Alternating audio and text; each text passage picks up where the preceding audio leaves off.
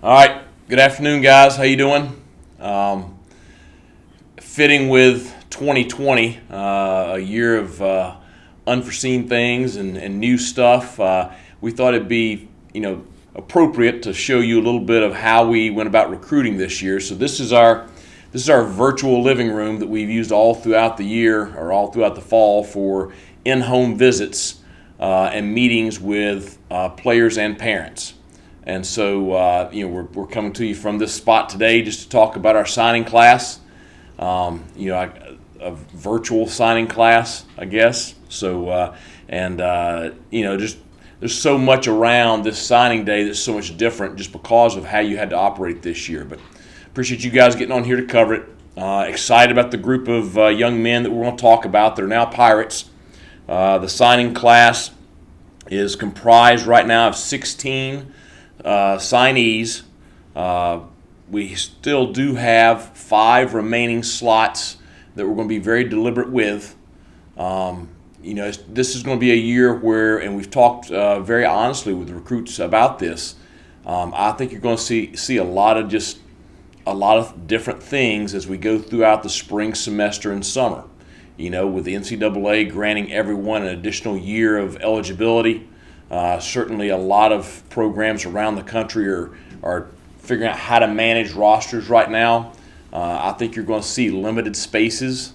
I think you could possibly see some really, really good players struggling to find a home. So, we're going to be very cautious with our 5 remaining slots. We're going to be very deliberate with how we use them. We can talk about that a little bit as we go on.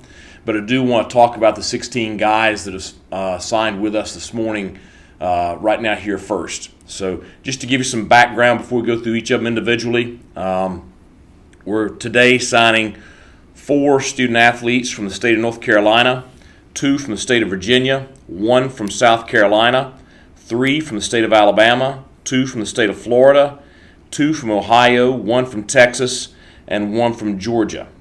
Of those 16 signees, 7 will be mid-year enrollees who will start with us here next month when the January semester starts back up. Looking a little bit further at our breakdown, this group is comprised of 8 offensive players, 7 defensive players, and 1 specialist. 2 offensive linemen, 1 running back, 2 wide receivers, 2 tight ends, 1 quarterback, and then on defense, 1 linebacker, 1 D lineman, 4 safeties. Now, one of those safeties I think could end up playing a little bit closer to the line of scrimmage as he develops. 1 corner, and then 1 kicker punter. Of those 5 remaining slots, obviously, several of those are earmarked specifically for offensive linemen as we continue to look for exactly what we want with those slots. Just to kind of go alphabetically through the signees, and then I'll take any questions that you guys have about them. First one, Jaden Chalmers.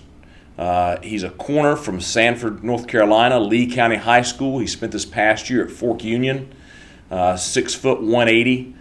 He is going to mid-year. Jaden's a young man who was a part of our recruiting class during the 2020 summer. He signed with the University of North Carolina, ended up at Fork Union. Really excited to have him. He and I have talked, and his parents just, all things happen for a reason. He's excited to be a Pirate. We're excited to have him.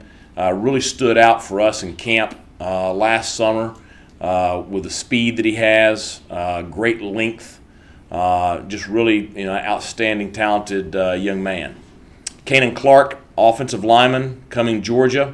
6'6", 300 for Forsyth Central High School. Kanan, a young man who played primarily D-line there at Forsyth Central. Obviously big body, good athlete.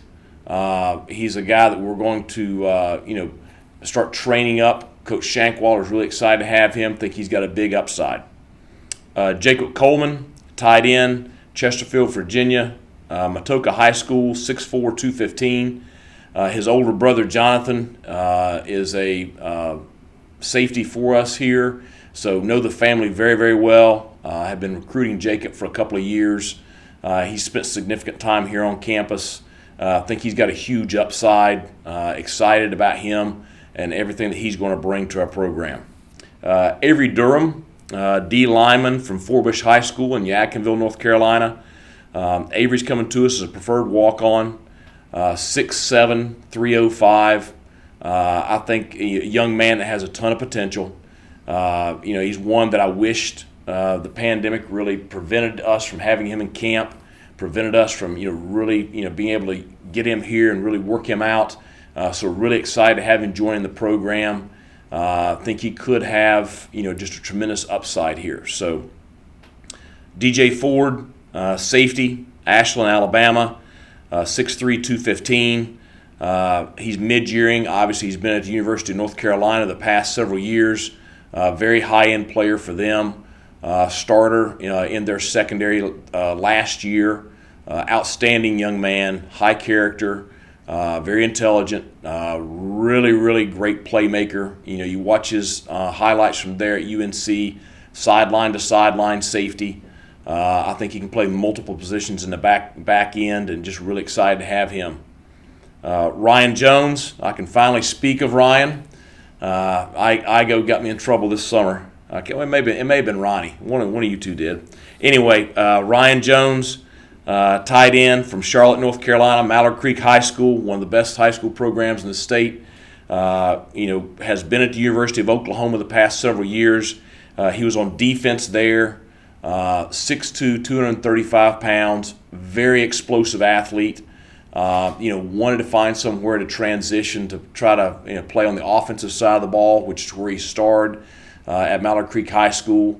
I think he's a guy that can really develop into a really top-end player, has 2 years left. So excited to get him here as part of this signing class. Troy Lewis, wide receiver, Chesterfield, Virginia, 6'3", 200 out of Matoka High School. Again, a high school program that we know very well. Have a great relationship there with them. We'll now have four players from Matoka on our roster, with Troy and Jacob joining us. Troy's a big receiver, great hands, strength, very intelligent young man, smart football player. Think he can really develop into a solid player for us.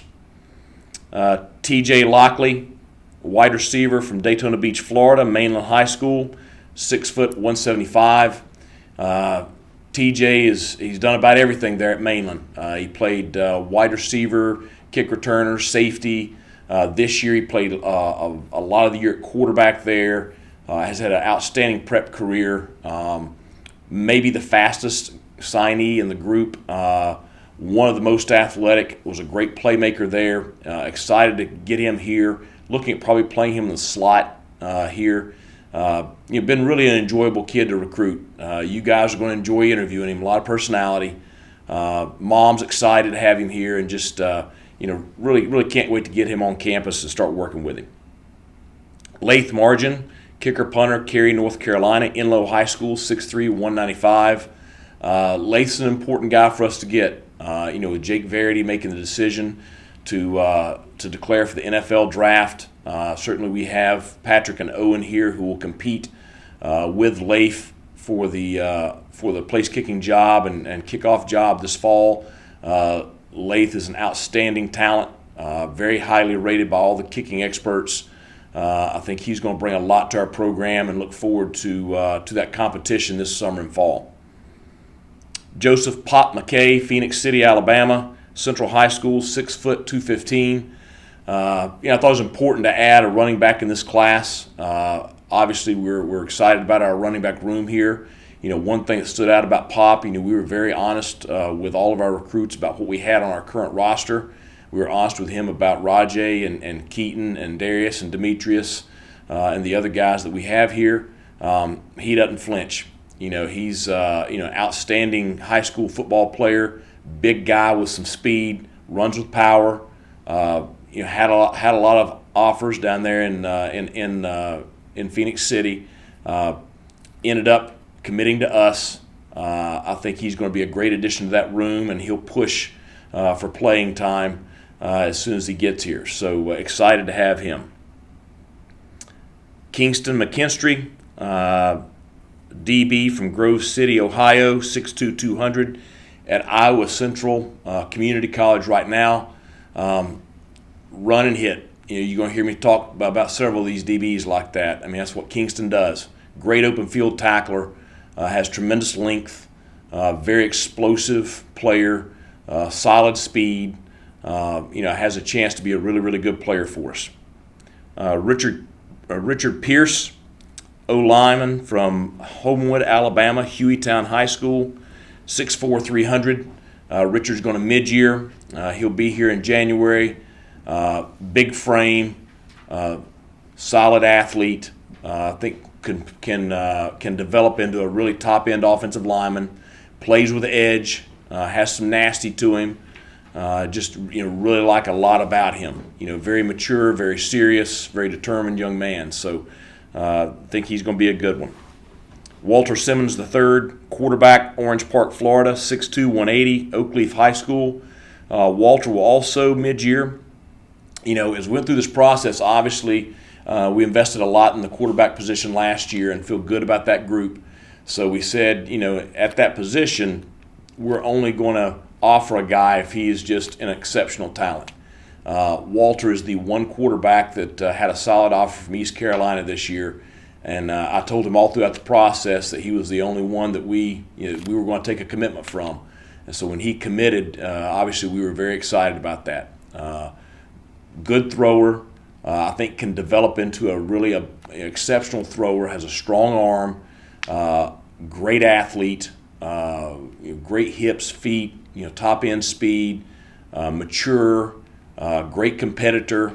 Dad just a solid household right there that Walter comes from. So just I think that kid's got a lot of potential. Excited to have him this spring. Jacoby Simpson, inside linebacker, Houston, Texas, 6', 225, out of Cisco Community College, another mid-year guy, originally signed with TCU. Jacoby's a guy, older guy, can come in. He can compete for playing time immediately. He's going to be a guy that will be able to play four core on special teams, compete at inside linebacker, could probably play some outside linebacker as well. Runs very, very well. Another guy I'm really excited about. Cruz Temple, DB, Abbeville, South Carolina, 6', 205 from Abbeville High School. Cruz is going mid-year as well. You talk about run and hit, and that's what he does now. He brings it. Great open field tackler, explosive guy. I've known his dad probably for 20 years. I know that program very, very well. He's going to be a tough kid. He's going to bring that instantly to our roster. Really, really a guy to be excited about. Julius Wood, DB, Canal, Winchester, Ohio, 6'2", 200 from Blinn Community College. Julius, another guy in that secondary, great length, good speed, great open field tackler, very aggressive, plays with a lot of toughness. Another older guy that will come in and compete immediately for playing time.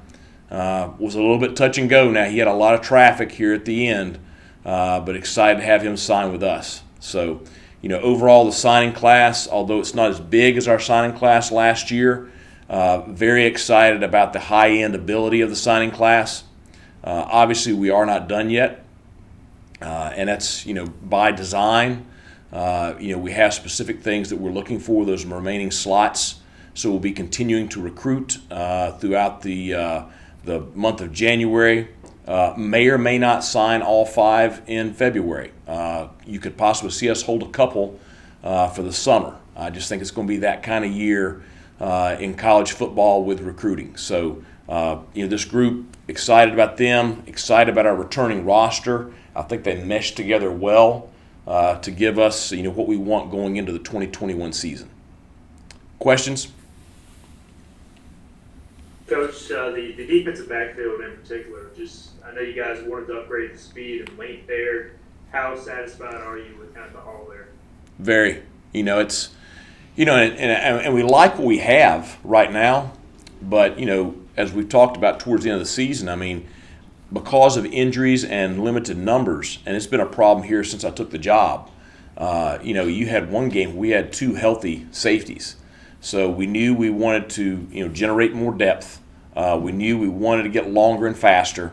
These guys we're signing are ready to come in and play right now. So they're going to be great competition this spring. It's going to upgrade our special teams because that's where safeties play. It's going to create the depth where we can play guys 40 and 50 snaps a game instead of having to play a guy 75 snaps a game and hope he doesn't have a cramp.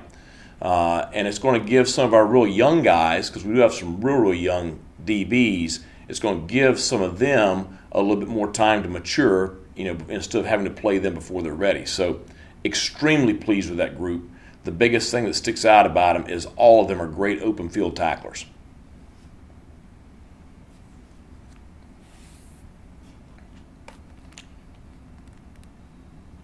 Hey, when you look at the tight end room, Coach Houston, you had a few today, and obviously Travion, you moved to tight end, and is some of it you can't have not too many tight ends? Do you want to utilize that, or can guys still kind of move around, or what do you think there? Well, when I got here, we had one on the roster, and obviously, if you're going to play with one or two tight ends all the time, you got to have numbers. So we wanted to add some depth to that room. I think we do have some position flexibility in that room. You're probably going to see us, look at Jeremy Lewis on the defensive side of the ball this spring. It's something that he is, really wants to do. He and I have talked about it. It's what he was committed here as out of high school. I asked him to move to tight end, when I got here. He's done a great job there. But I think this does give us some flexibility there. I think you look at the two we're bringing in. Obviously we're excited about Shane. We're excited about Zach. We'll see how Travion develops. But obviously with these two we're bringing in, I think Ryan Jones is probably a guy that's ready to go as soon as he steps foot on campus. He's been preparing for this. Jacob is going to be a really good player. We'll see how prepared he is this first year. But you do have, that room has really quality depth and ability for many years to come.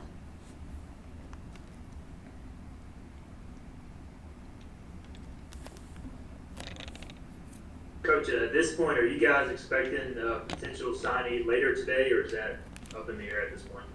You could. Obviously I can't talk about that a whole lot, but you could see none, you could see one, you could see three.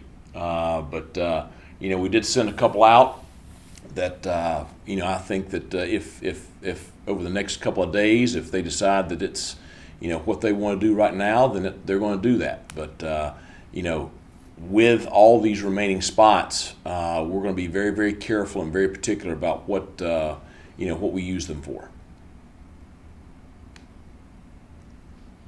Mike, what was this recruiting experience like for you? Obviously, you show us where you were sitting for these virtual settings, but I know you're a people person. How would you evaluate this situation given the pandemic? I think my staff and some of the people in recruiting and Coach Gunner and Jarrett, and I think they made it absolutely as good as they could.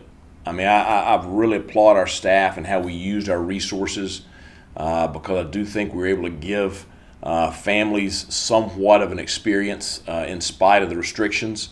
We have virtual tours of every facility within the athletic footprint and within the footprint of campus. It's just really, really tough. It's hard on the recruits and families. It's hard on us as coaches because I think one of the selling points of ECU is bringing a kid here and putting them in Dowdy Ficklen Stadium and seeing Pirate Nation. I think another big point is our facilities. Another big point is just our campus in general. But the big thing for me is getting to know the recruits personally. It's just like this right here. Certainly I can see your face on a screen, but that's different than sitting and talking to somebody in their living room and shaking their hand and having dialogue with them multiple times as you have visits throughout the year. So it's a different experience. It's one of the reasons that a couple of these guys are a lot more known factors to us. And we feel better about that. It's why we went with some older players. You see a lot of guys that are either grad transfers or junior college guys. The vast majority did play football this fall. I thought that was another factor that's important. It's just, it's been 2020. It's been unlike anything any of us have ever experienced before. I hope we don't have to ever go through it again, because I just do not like the process this way. One quick follow-up, Mike. Do you feel like the recruits and the families of those recruits were maybe a little bit more understanding given the year that it's been from a virtual setting? Sure. I mean, it's because that's the way they've had to live their life. All of them, they become accustomed to Zoom and accustomed to doing things virtually. And of course, all the universities had to function the same way.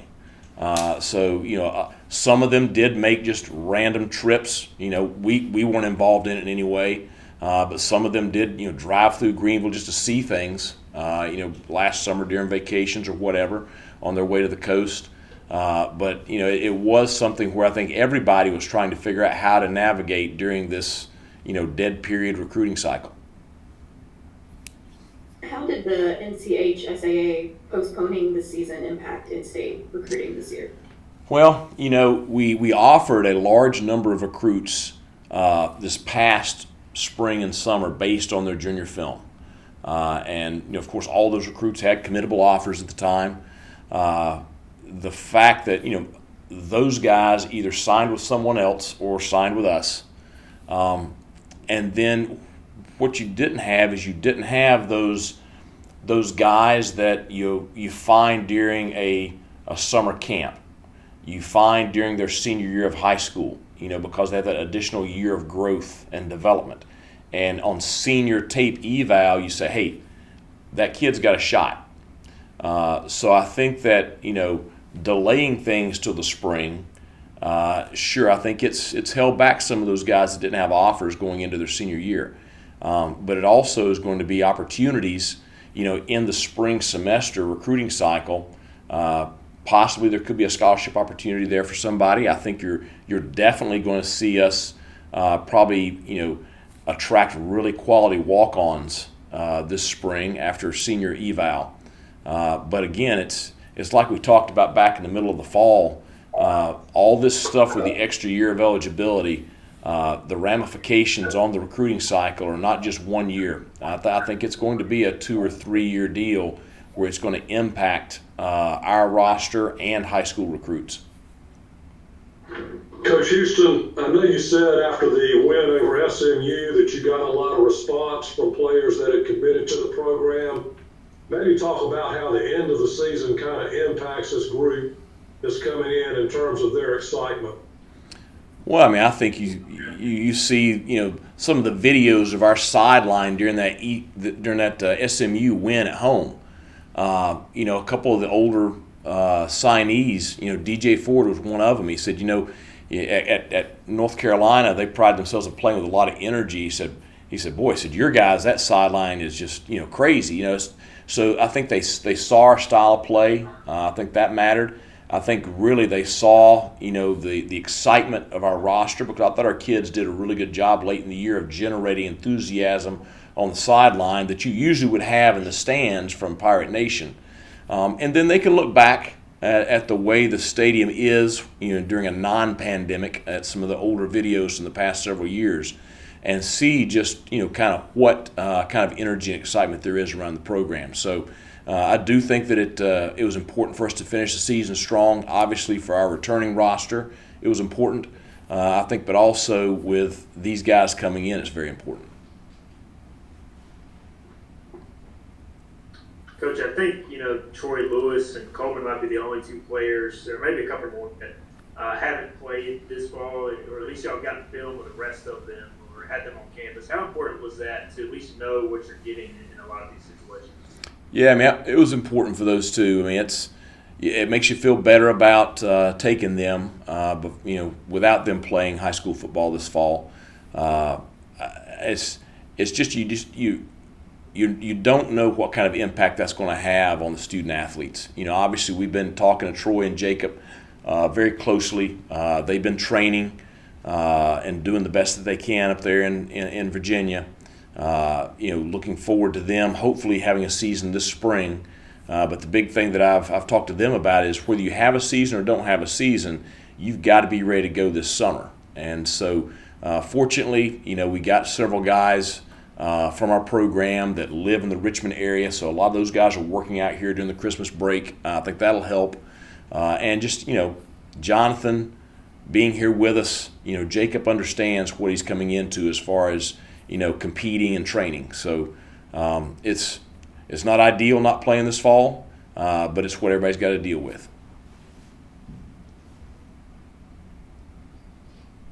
Hey, Mike, I thought Ryan Jones might have been the best prospect in our state when he came out of Mallard Creek. Once he entered the transfer portal, was that an immediate interest on you guys? And how did that whole process go when you guys contacted him or him contacted you? Well, I mean, it was pretty quick that we expressed interest in him and he expressed interest in us. Obviously, there's several coaches there on staff at Oklahoma, including the head coach, who is very connected to East Carolina University. So it was pretty easy for us to do research on Ryan and just check him out. Obviously, we were hopeful that we were going to have him for this fall. Ended up he was one credit short, and so he took that credit this fall and is now graduating from Oklahoma. But I agree with you. I mean, I think he is a very high-end talent individual. It's been a couple of years since he's played offense, so I'm glad he's getting here for the spring because it'll take that kind of to get him back in the groove. But obviously his explosive playmaking ability is pretty special. So I think you can see us use him, really all over the field offensively. Does he remind you of anybody that you've had previously? I don't know. I mean, it's, for a guy that big to be able to run and jump the way he does, I mean, he's pretty explosive. So it's a rare combination that he has of size and athletic ability. With the wide receivers, can you just kind of expand on their abilities? Are those guys that can come in and play? Obviously, you just lost Pearl to the draft, and right. Spot opportunities for them to come in and make an impact kind of right away. Right. Well, I think so. I mean, Troy's a bigger kid. He's probably a little more in the frame of CJ or Tyler Savage or one of those guys. How ready he's going to be to play, don't know just yet. Obviously he has solid film from his junior year, but again, he's one of those guys we haven't seen senior tape